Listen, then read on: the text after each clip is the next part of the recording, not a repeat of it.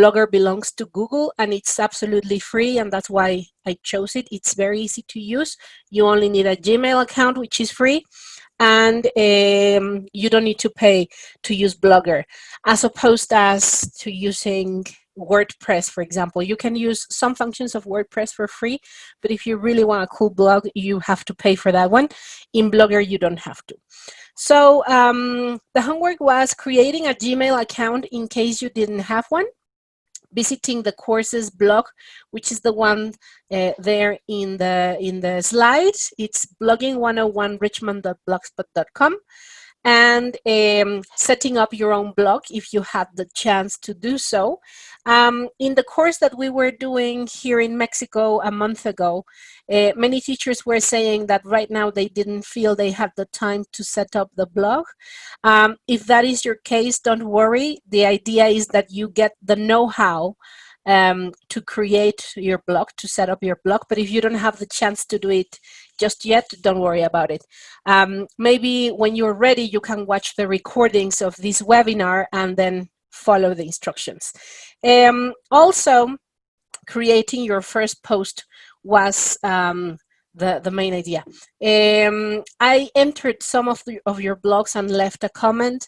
For some people, I replied the email. Many emails arrived today, but I didn't have the chance to explore them all. So I will make sure to explore them today and send a reply. So once again, if you didn't do your homework this week, don't suffer about it. If you still want to try, you can try this homework for this week. Okay, so let's get started. And Jimena, I'm not sure if you can do this in Zoom, but for this activity, is it possible that we unmute some microphones? Absolutely, I can do it. Yes? Oh, great. Yes, I can do it. You tell me when, and I'll allow participants to open them. Okay, great. Well, for this activity, to refresh your memory, if you visited the blog, you probably found that there is a post where I shared a glossary. I also shared the glossary as a file in the chat in the previous session. So what I would like to know is if there are any volunteers who would like to give us a definition. It doesn't have to be the definition exactly as it was in the glossary. It could be in your own words. That would be the best thing. So if you would like to participate, I don't know if they can raise their hand. I'm guessing they can. They can, and now they can open their microphones if they want to participate. Great. So if you want to participate, please raise your hand and give us a definition. So here I have that 2 people are raising their hands. Oops, sorry. I'm telling you, I'm really bad at using Don't Zoom. worry, we have Juan Carlos Caraballo and Cesar Roldan raising hands. They both have their mics open, so whoever wants to go first. Yeah, thank you. I was just writing on the chat. I would like you to send the email to the blog webpage so we can access, please. You know, the link. I'm sorry, the link you showed on the last slide. Can you please send it through the chat? So sure, sure, I can do that. Cesar, you were going to participate and answer Magdalena's question.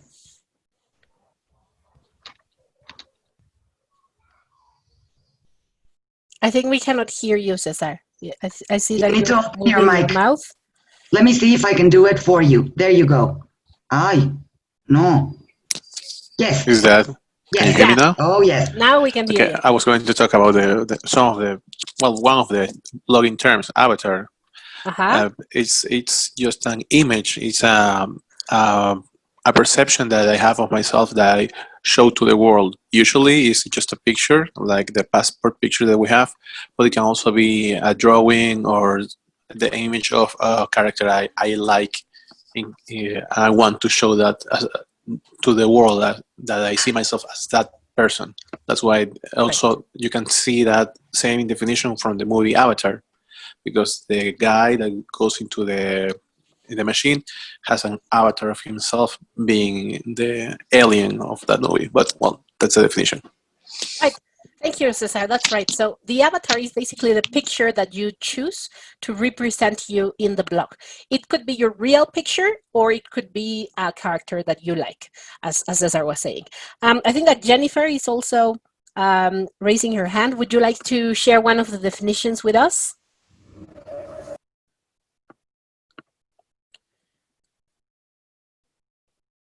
I think, hold on. Hold on. We need her to open her. Yeah, her mic is open now. Yep. Hi, Jennifer. Can you hear us? Hello, hello. Yeah, I think she can't hear us, or maybe her microphone is not working. You can also try to use the chat for people who are trying to participate. You can also use the chat. We can read you there. I think that Ision is raising her hand, but physically. Let me find you. Here she is. Okay, I think that your microphone has been unmuted. Now you have to unmute it yourself. Okay, thank you. Awesome. Now we can hear you. So Okay. how do you pronounce your name? Because I think I mispronounced it. Isioni. Isioni. That's very beautiful. Yes, Isioni. Yes. So Isioni, could you share one of the definitions or some of the definitions with us? Sure. We have comments. Comments are like the opinions that readers could add to our blog about something, I don't know, positive or negative. It would be excellent. Right. And content is like the material that we have there in our... That's right. I think that you are muted again. I cannot hear you now. Okay. There you are. Okay. No, I was saying that content is like what we have in our blog. Could be images, could be text. I don't know if we could get to the point to put videos or whatever, but that's what we have in our blog. Thank you very much. Right. Thank you, Isioni, right? Yes, thank you. Thanks. Okay, so we have some of these terms. I chose these ones because these are like the most famous ones. I think that Jennifer is raising her hand again. So let's try one more time. Open her mic herself. Jennifer, you can unmute your microphone if you want to. And if she can't, she can tell us and I can try to do it. Try doing it. Right. I think I'm gonna move on. I think there's like a crazy thing happening. Actually, my name is Luis Alfredo. Oh, okay.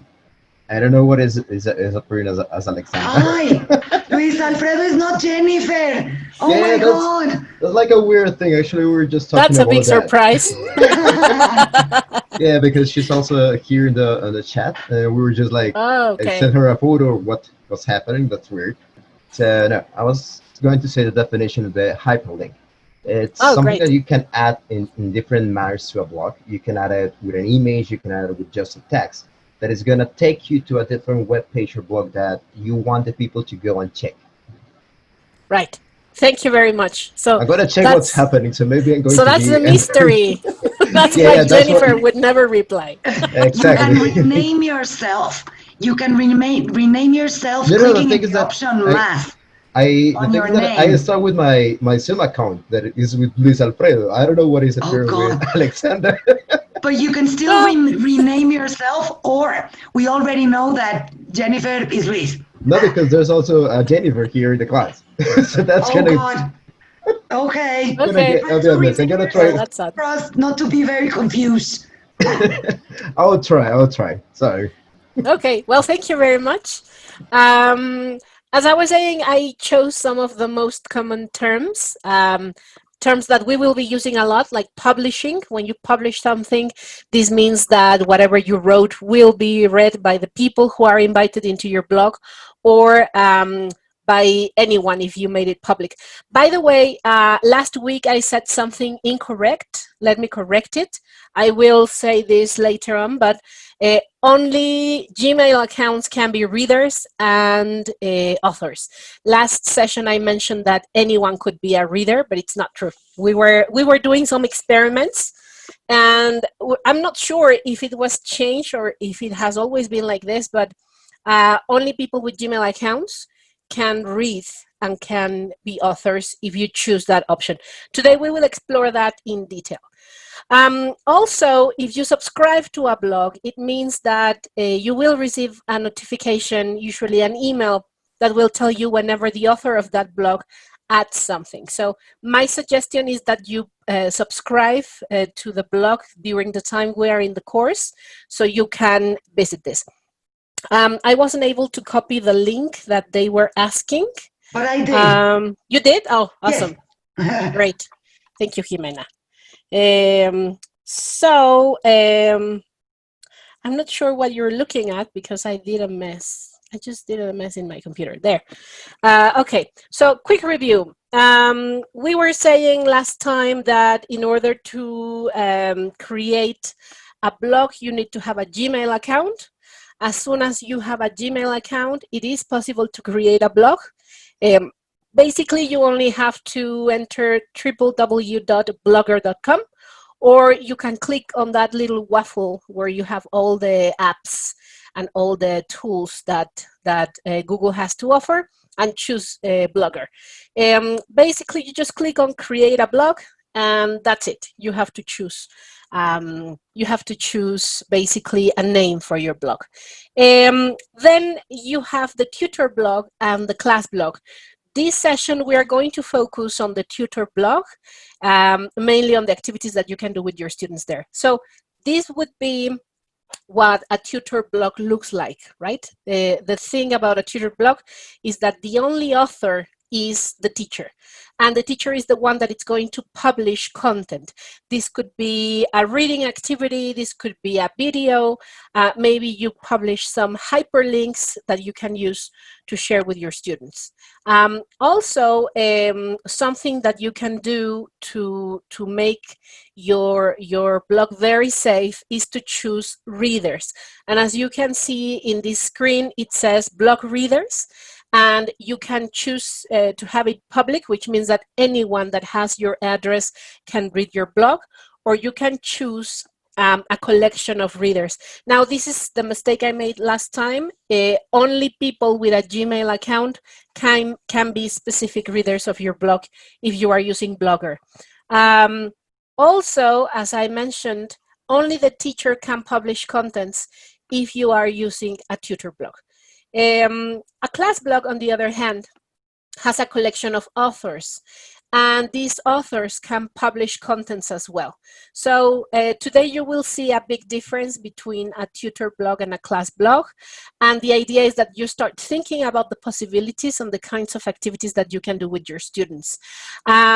If you want your students to practice writing, to practice more communication skills, the suggestion is to have a class blog so they can do more things in here.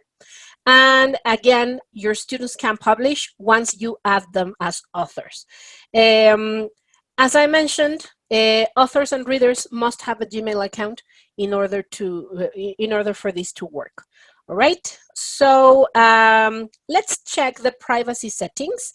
Let me do this move. I am going to cut my video because I'm sure that I make lots of funny faces while I try to figure out Zoom. So you will still be able to see my screen.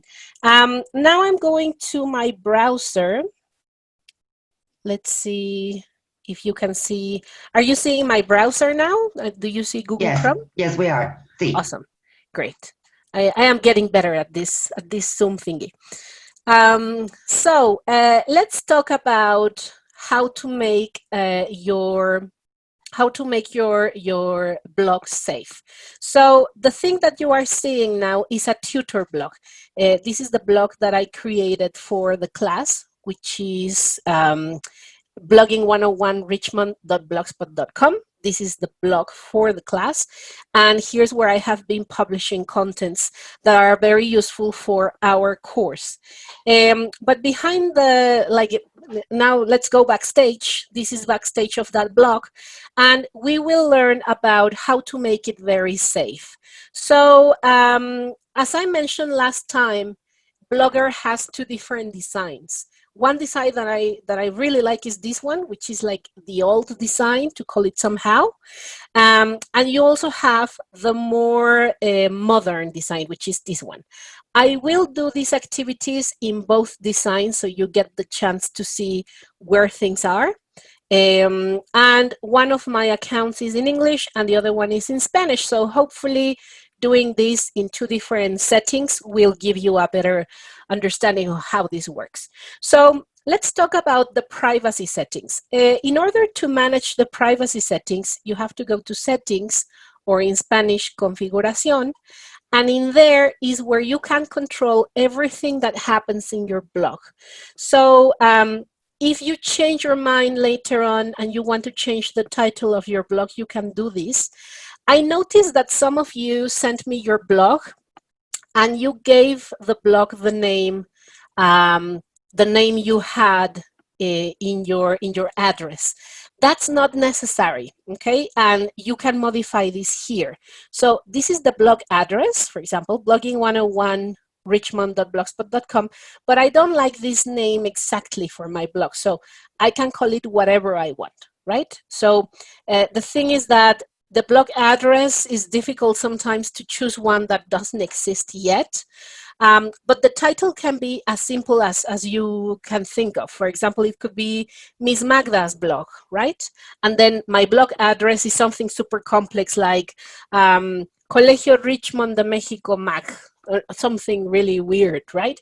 But the title of the blog is what your readers will see on top of your blog, right? So for example, in here, it's called Richmond Blogging 101, and this is what you see here, right? The name of the blog. Then the most important part of this is basically this section of posts and comments. So let's go to the basic part of deciding if this is a tutor blog or if it's a class blog. As you can see here, the only author is me, which means this is a tutor blog.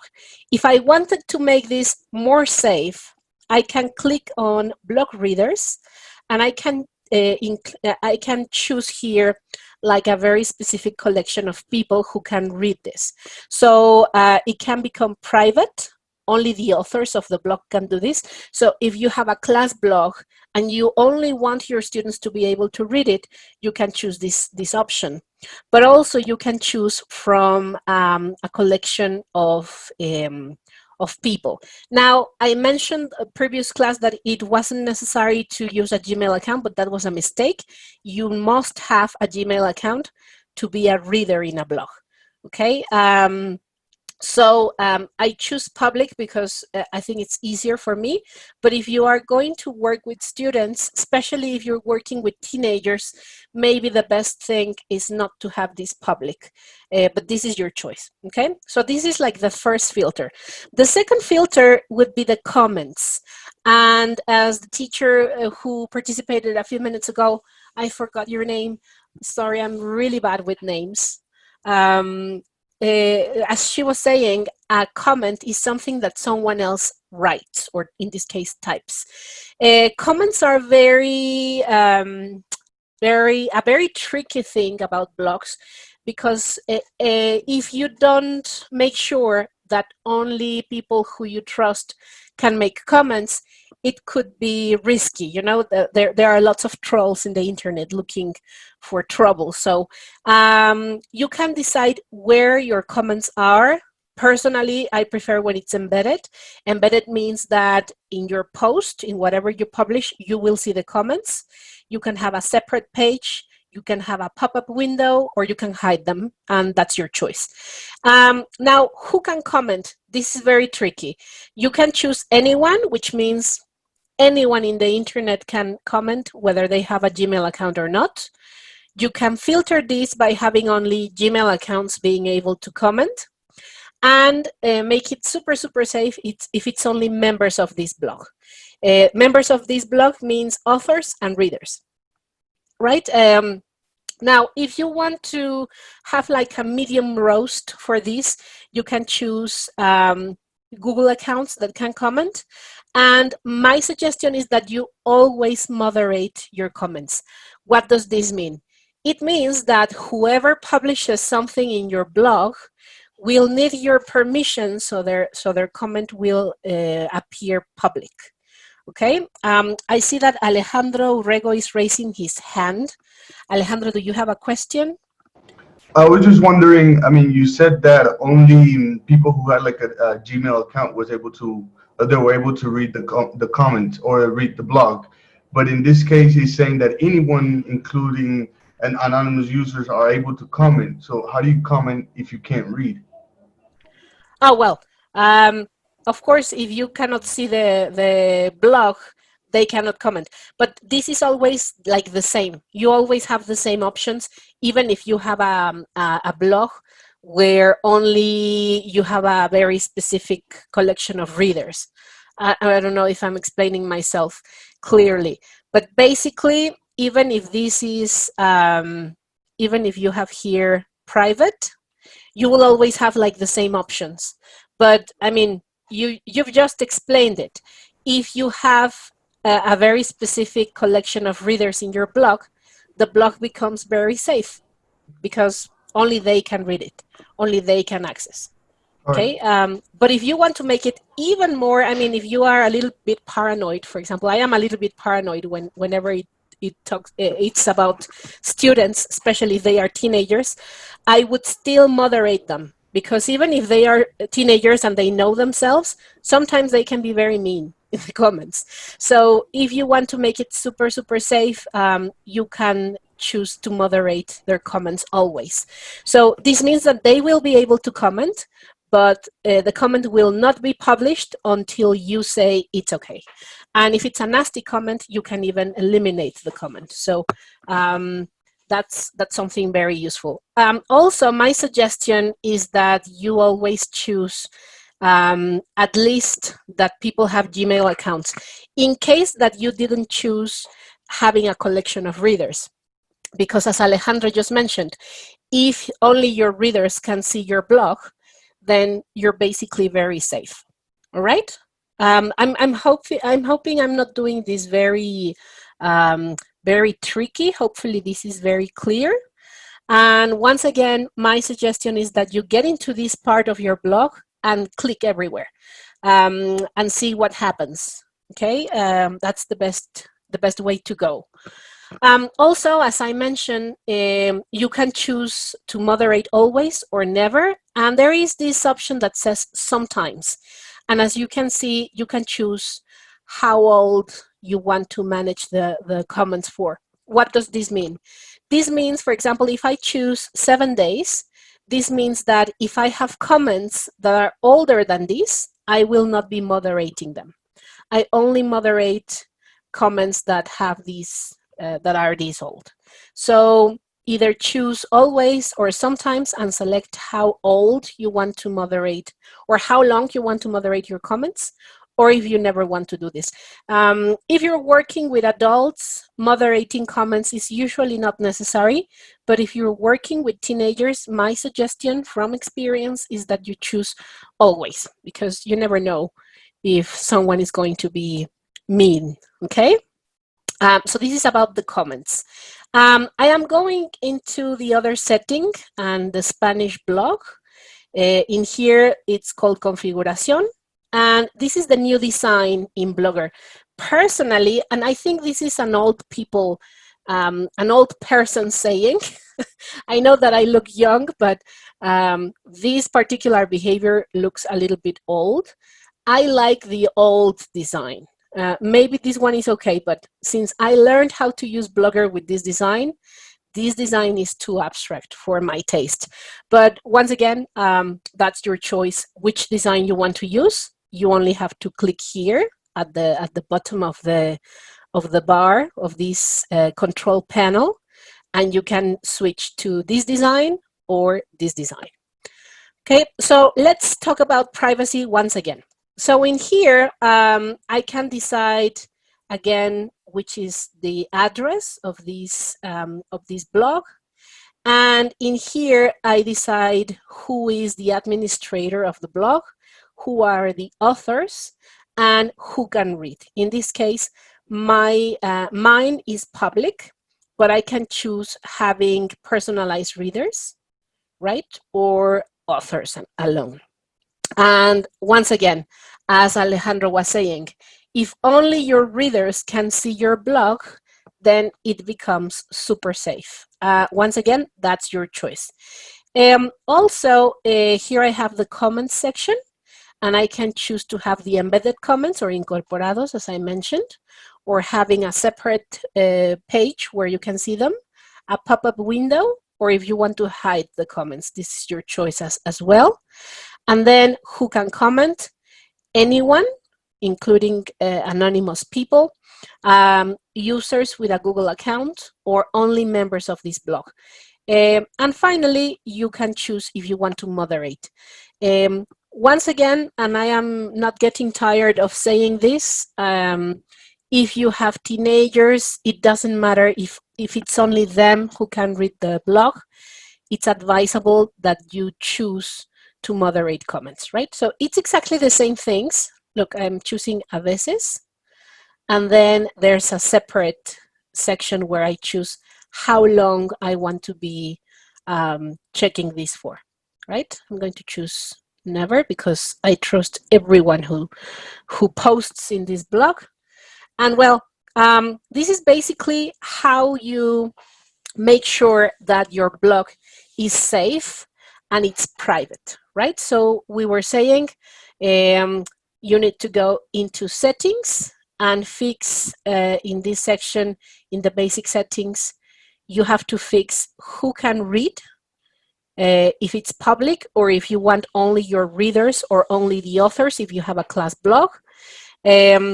Also, a suggestion, if you want to practice blogging, if you want to see what it looks like for other people, etc., gather a group of teachers who would like to learn with you and make them all authors of the blog so everybody can publish and you can have this blog. And well, the suggestion would be, the suggestion would be that the readers of your blog are only the authors.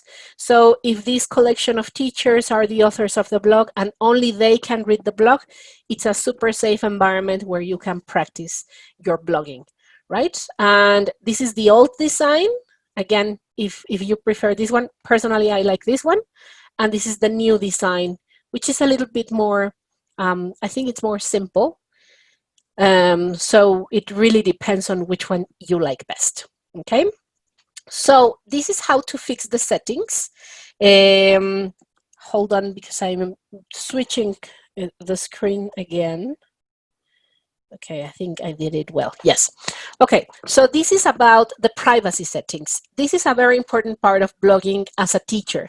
If you are blogging as an independent person who is blogging about whatever topic you want, it really depends on your choice. But if you are blogging with your students, I think it's important that you take into account what are your school's policies. In some schools, they have very specific policies about what you can publish online and how you can interact with students online. So my suggestion is that you investigate a little bit with your coordinator or with people in your school, how they would prefer the settings, the privacy settings maintained, so you don't get into trouble. And when I was giving this course in Mexico, there were many teachers working with primary school students. And in that particular case, you have to be super, super, super careful about your privacy settings because they are children. I think it applies the same for teenagers.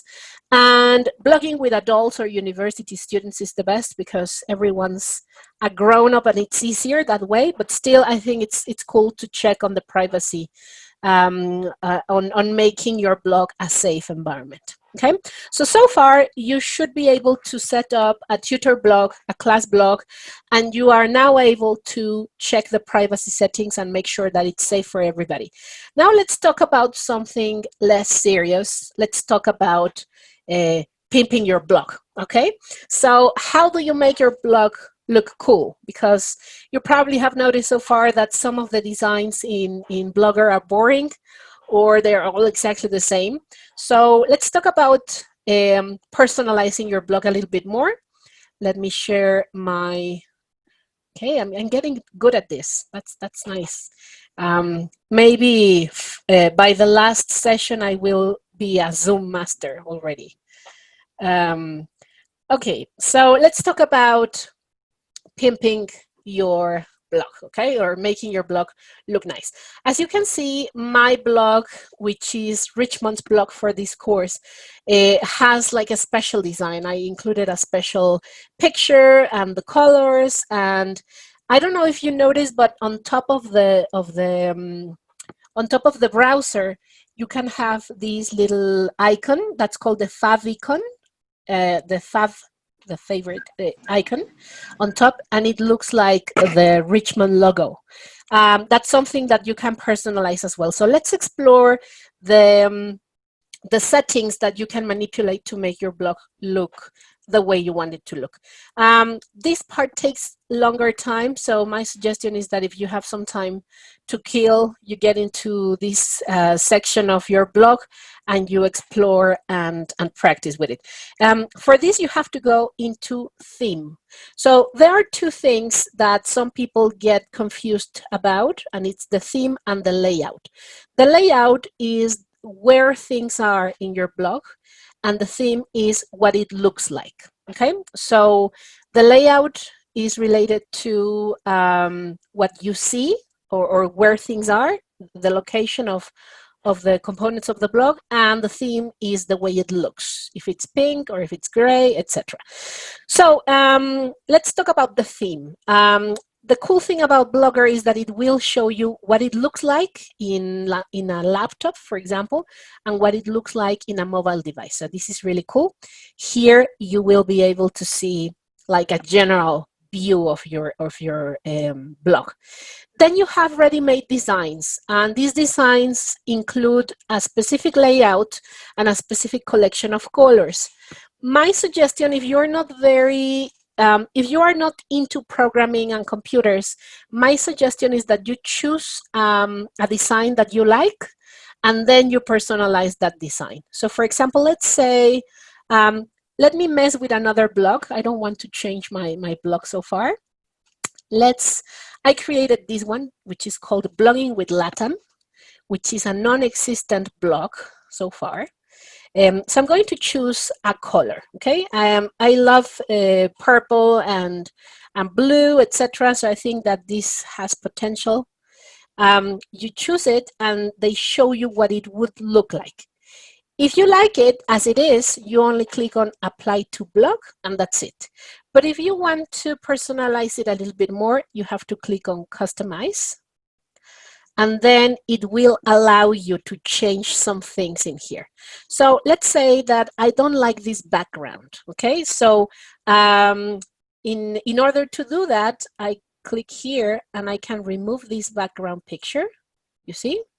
I took it out.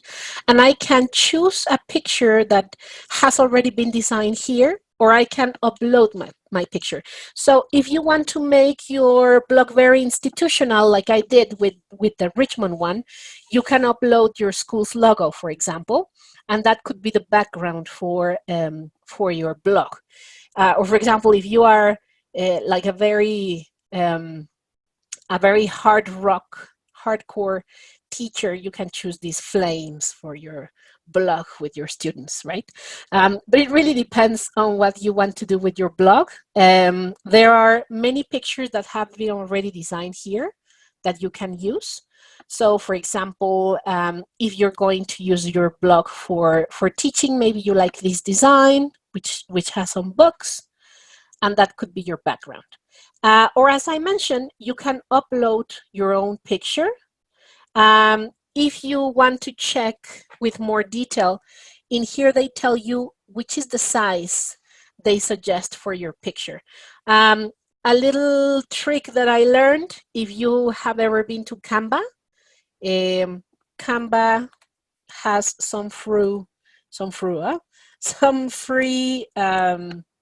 things that you can use. Canva is this design website. I recommended widely. It's really, really good.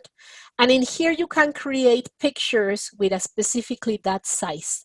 So for example, if you want to create a background with your school's logo or even your student's picture, I don't know, if you want to do something very, very personalized, you can get into Canva and choose the size that you will see here, right? Which is 1800 times 1600 or greater. That's the size it chooses. So for example, let me see. I am going to choose this one. Well, no. Let's see. Okay, where are my blogging? Oh, here they are.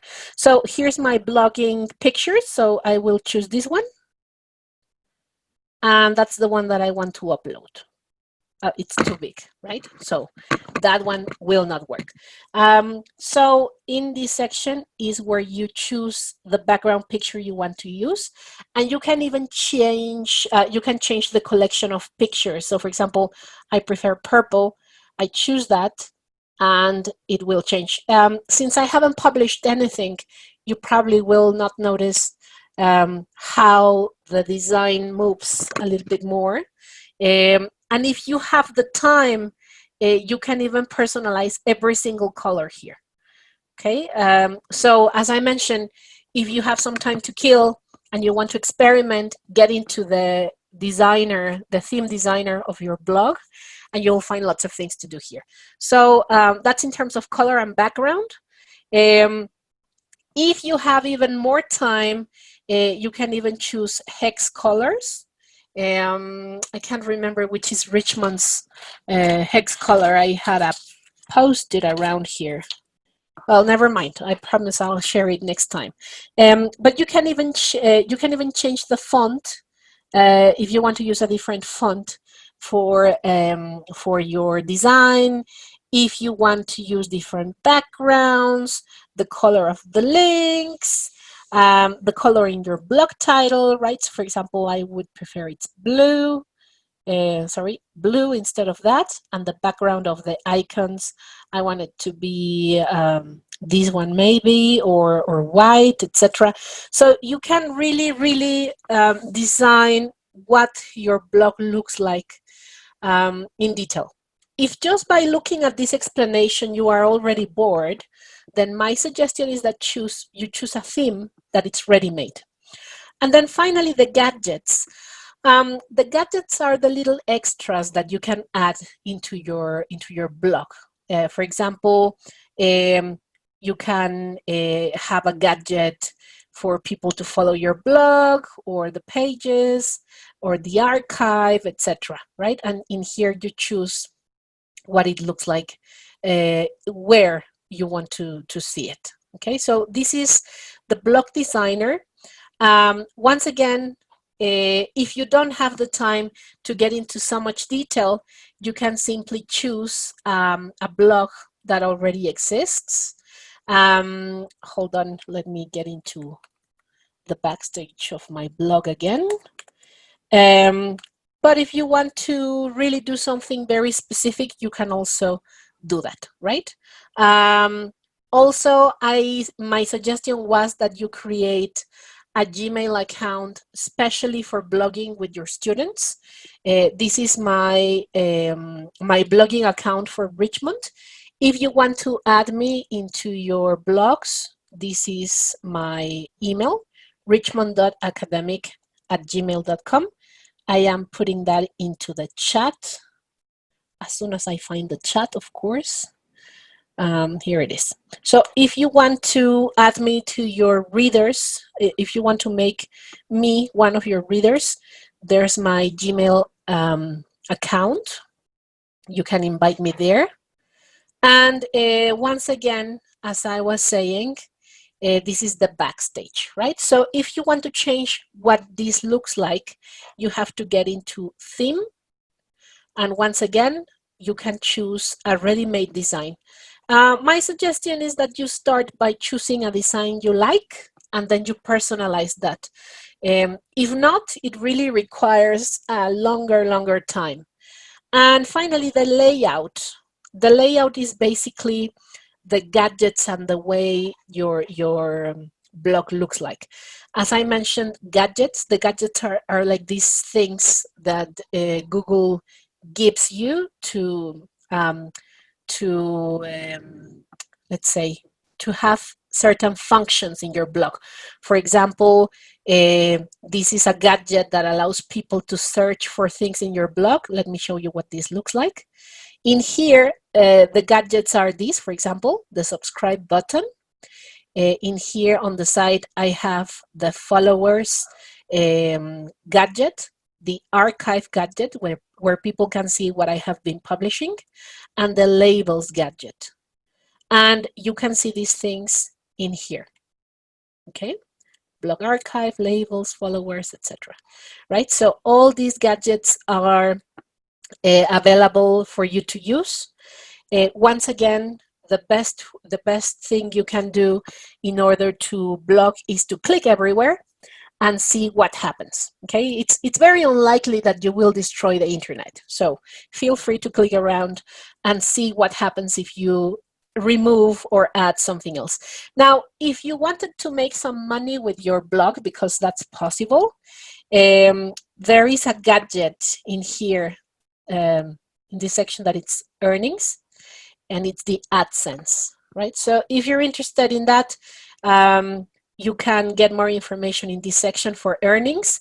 Now, if you try to get money from your blog, you have to be super, super, super, super careful about copyright. So copyright in terms of pictures or videos that you share, etc. If you are going to try and earn some money from your blog, make sure that everything you post was created by you. Your pictures, your videos, your text, so you don't get into trouble, okay? And if you get rich, please don't forget about me. And I love music, so any gift regarding music will be appreciated. Okay, let's go back to serious business and let's explore what a tutor blog looks like, okay? Here's my tutor blog. Some of you were saying that you weren't able to access this blog. Yes, I made a mistake, and I used this blog last time to tell you about the readers, and then I changed that setting and I didn't notice. I have changed it back to normal, so now you should be able to visit this. Let me put this in the chat. It still takes a long while for me to find the chat. Here it is. So there's the blog, bloggingideaclt.blogspot.com. That is a blog that I have created to share some examples of activities that you could do in a tutor blog. So talking about a tutor blog, we were saying that the person who publishes in a tutor blog is the teacher, right? So everything that your students do is very limited in a tutor blog. Basically, they can add comments. So for example, I included this activity for my students. It's called Get to Know Your Classmates. The very first thing that you can do when you start a tutor blog or when you start a blog is to have an activity where students get to know each other or post a comment or do something just to get to know the blog. So in this particular case, here you have an activity where I included the instructions. Dear students, welcome to your new course. Use this space to introduce yourself by saying your name, your nickname or nicknames, where you are from, and your favorite activities. And then look at the example. A suggestion, always, whenever possible, include an example of what you expect from your students. If not, sometimes students get a little bit lost about what they are supposed to do in a blog.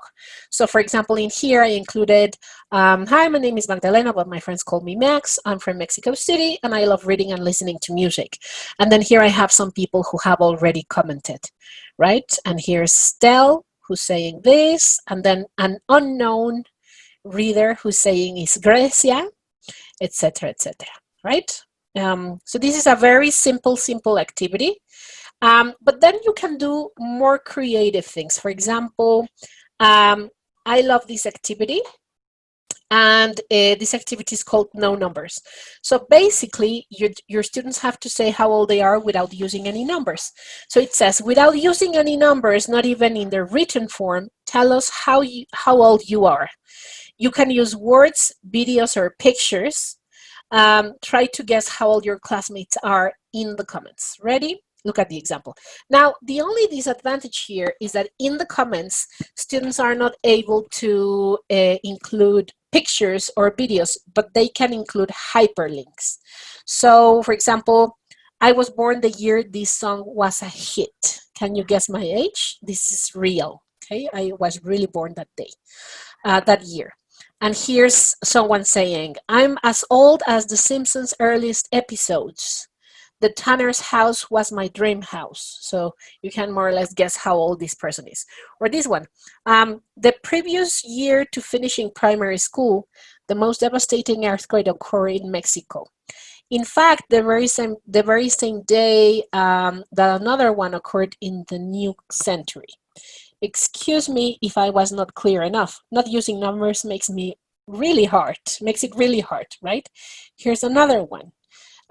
So these are activities where your students have to comment, and that's how they interact with you. But the thing is that you have to make them think, and you make them use the language. Here's another example. This activity we particularly enjoyed.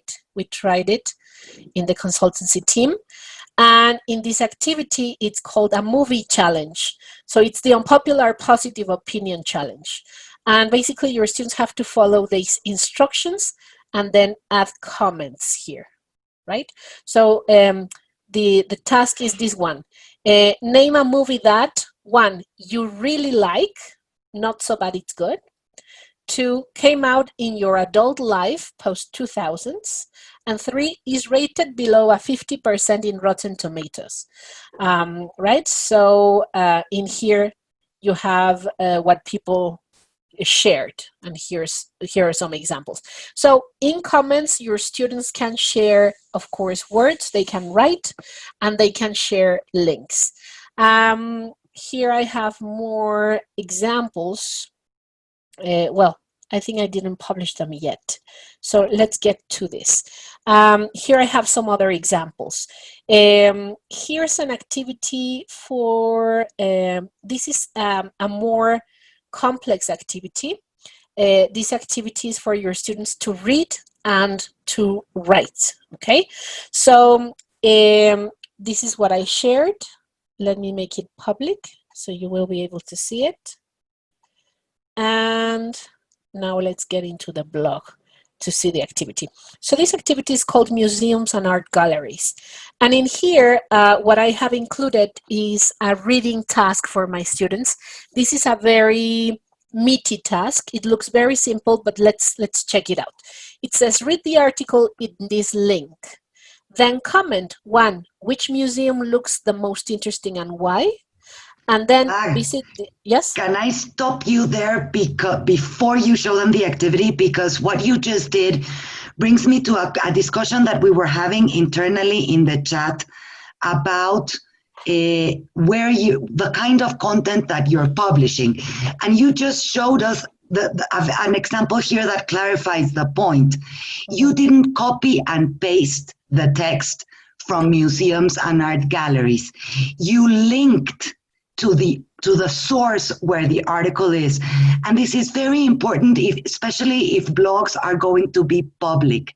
You can not only cut and paste content from everywhere, because the owner of the image or the video or the article might find it and could make a claim because the content belongs to someone else that is not you. So what Magda is showing you right now is exactly what you should be doing with content. Only if content comes from an open source, you can use it at will. But if not, you need to do what Magda just did. She showed you a link. She didn't copy and paste the text into her blog because there are copyright issues. You might maybe want to say something else about that, Mag. Sorry. No, thank you. Thank you very much for the information. Yes, definitely, it's better to not just copying and pasting things into your blog. Once again, if it's only your students and you, and it's a closed blog, and it's only the readers of your blog that can see it, etc., it's very unlikely that you will have copyright issues. But it's better to be safe, right? So it's important that you think about the possibilities of the contents that you share in here, especially if it's Disney. I don't know why, but Disney has the best lawyers, and they will find the video that you just copied into your blog. So whenever you think you might have problems with this, it's better to link it. There is an option in here to create hyperlinks. So in here, for example, your students can read this article, and then they comment this, and they have to visit the option they found the most interesting and write a brief review between 100 and 150 words. You decide if this article they write, they send it on an email, or if they write it here. I don't think it's like the best option to have it in the comments. But in here, for example, one of the people did write a short review of what they did, right? And I think that having a hyperlink to what you want your students to visit gives them as an extra information about where they can find information they can read to practice their English. So for example, I took this from The Guardian, which is a newspaper in the UK, and it's got lots of content that it's very friendly with English classes, with English lessons. So in here, students can read this article about virtual art galleries. This is real, so if you really want to visit these museums, you can do so, right? So this becomes a task. So as you can see, an activity in the blog can be as simple as share what's your pet name or what's your nickname, or read this article and write a review, or give me your opinion, etc. So it really, really depends on your imagination what you can do in these tutor blogs. Just bear in mind what your students can really do, because maybe at the beginning you have some expectations that are not that realistic. Another thing that you can do with your students in here, for example, I have this activity, which is a critical thinking activity. And this is a critical thinking activity based on pictures. So in here, your students enter here, and it says, look at the picture below. What might have happened? What makes you think that? And click on the picture to look closely, right? So here's the picture, and your students analyze it, and then they decide what they think happened. And here they wrote some comments. Okay, so this is how this works. This is a tutor blog. And again, there are activities that are super complex that you can design in a tutor blog. And there are activities that are super simple. So look, for example, at this one. This one is for a grammar thingy. So in here, I want my students to watch this video and take some notes. And this is a person presenting what the present perfect is, right? So I'm going to publish this. And again, here it is. This is an explanation of the present perfect. So if I want to do some sort of flipped classroom activity, I can post an activity where my students see an explanation about something, and then when they get into class, we get to the practice, except spending, instead of spending time presenting this for the first time. Right. So now coming back to what Jimena was saying, if you don't want to get into problems about copyright, or sometimes it's not copyright, but has it ever happened to you that they eliminate the video from YouTube and then your link is not working anymore? You can even create your own videos. If you're confident enough, if you're resourceful enough, and you want to create your own video with the explanation of the present perfect, you can upload your video here and your students can watch it as many times as necessary. Okay, so this is a tutor blog. These are the kinds of activities you have here. I am going to show you some more activities that I created. These activities were created for teachers that are working with younger learners. I know that most of you are working with teenagers and adults, but here's just an example of what you could do with maybe younger learners. This is an activity created for parents about phonics. So in here, it says that you're going to practice the S sound. And then in here you have the instructions in Spanish because it's for parents. And then in here they have all the activities they have to do, right, for letter S. Then when you finish the activity, send a picture to this email, right, and have fun, etc. So if you're working, what I'm trying to say here is that if you're working with younger learners, you can even create a blog for parents where you share some ideas about how they can practice. Now, when I was teaching in a language center many years ago, the most common thing that my students would ask is how they can practice their English beyond the classroom. Like, what can they do when they leave the classroom? If back then, because it was many years ago, we had a blog, I could have created a blog where I could have shared with my students many links of things they could use to practice, maybe videos or song activities or texts, etc. So that's another thing that you can do in a tutor blog. A tutor blog, sometimes it's more like like a window for your students where you can share ideas of how they can practice more. Now, how do we create an entry?